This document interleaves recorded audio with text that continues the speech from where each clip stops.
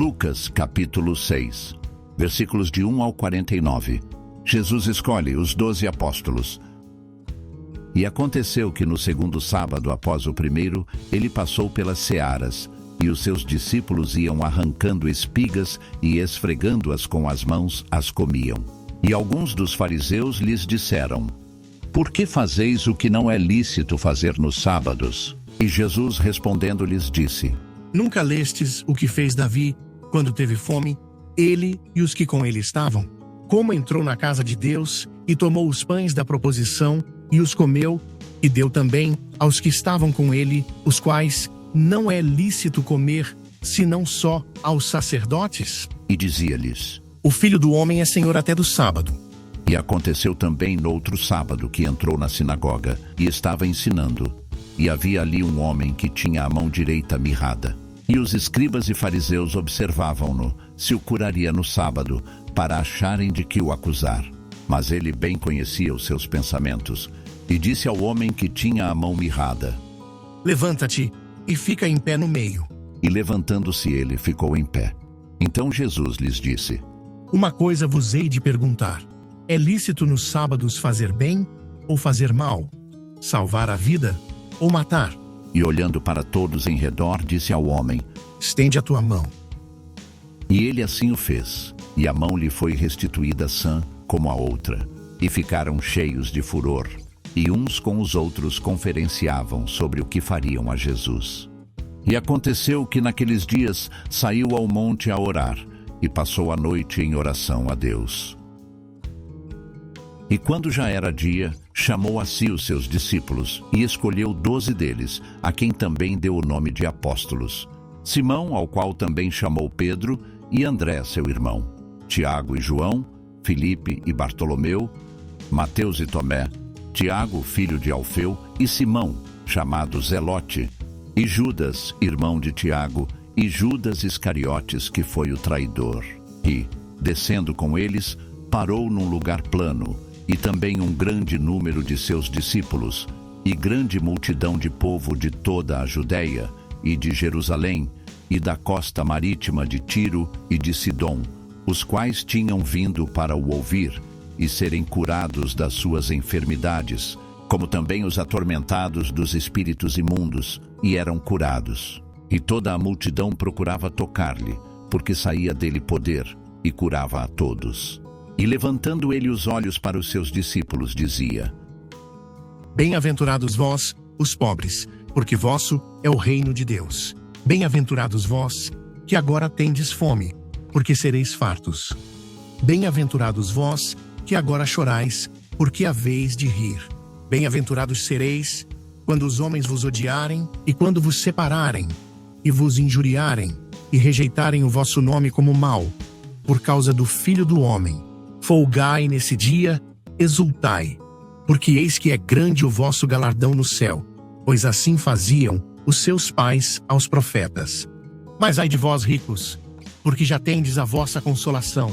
Ai de vós, os que estáis fartos, porque tereis fome.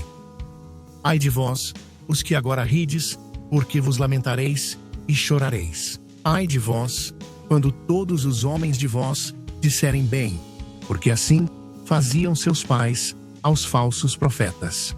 Mas a vós, que isto ouvis, digo: amai a vossos inimigos, fazei bem aos que vos odeiam, bendizei os que vos maldizem, e orai pelos que vos caluniam. Ao que te ferir numa face, oferece-lhe também a outra, e ao que te houver tirado a capa, nem a túnica recuses, e dá a qualquer que te pedir. E ao que tomar o que é teu, não lhe tornes a pedir. E como vós quereis que os homens vos façam, da mesma maneira lhes fazei vós também.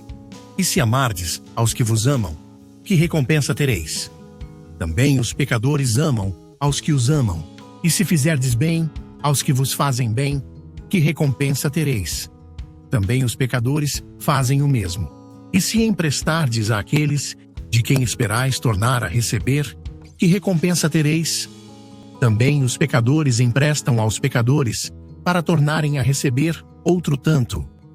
Amai, pois, a vossos inimigos, e fazei bem, e emprestai, sem nada esperardes, e será grande o vosso galardão, e sereis filhos do Altíssimo, porque ele é benigno até para com os ingratos e maus. Sede, pois, misericordiosos, como também vosso Pai é misericordioso.